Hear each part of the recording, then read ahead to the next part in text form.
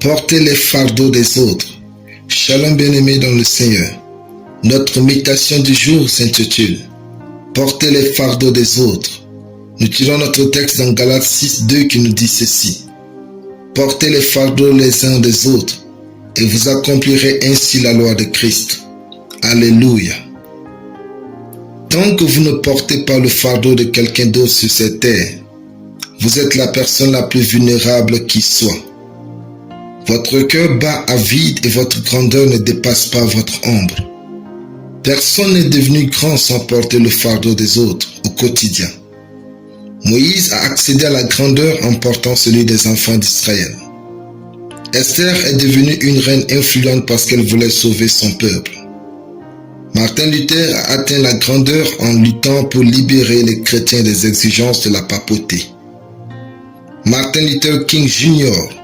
a gagné en autorité en portant le fardeau de la liberté des Noirs aux États-Unis. Nelson Mandela a lutté pour abolir l'apartheid et pour la liberté de ses concitoyens. Gandhi, quant à lui, a porté le fardeau de l'Inde.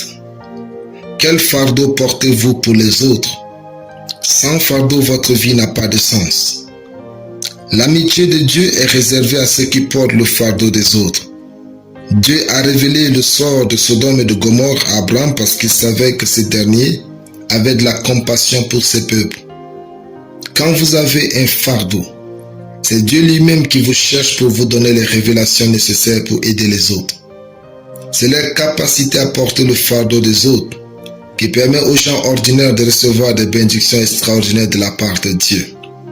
Lorsque l'on porte les fardeaux des autres sans égoïsme ni vantardise, notre vie gagne en sens.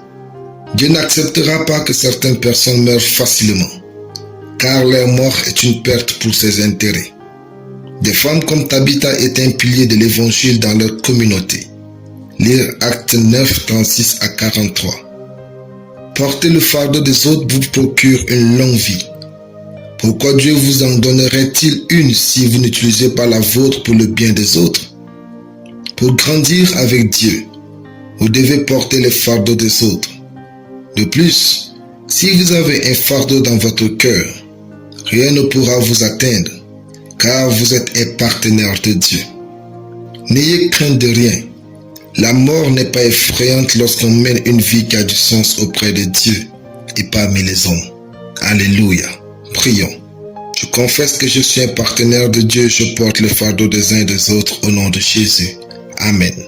La lecture biblique en une année, Jean 11 à Jean 13. Soyez bénis, c'était le pain du ciel.